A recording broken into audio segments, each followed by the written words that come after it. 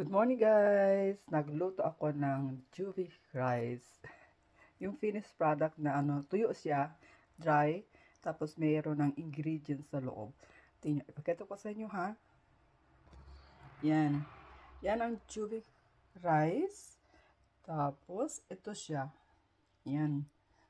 Meron tong tinda sa, sa trabaho ko. Meron ito. Yan. Tsaka may cafe, cappuccino. Yan. Masarap yan. Tignan nyo.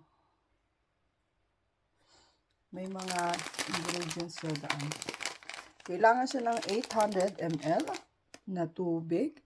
Nandyan lahat yung mga ingredients.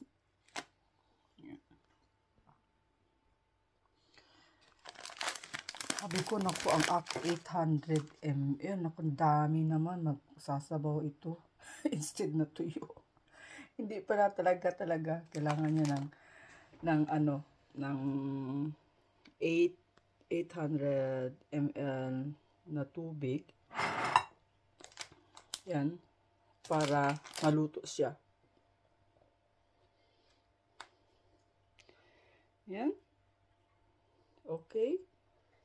Kita ninyo? Yan. Para medyo malinaw. Yan. Okay, yan ang kakainin ko ngayon dahil malapit na akong alis. Okay guys, maraming salamat. Magandang hapon o gabi na sa inyong lahat dyan. Bye-bye!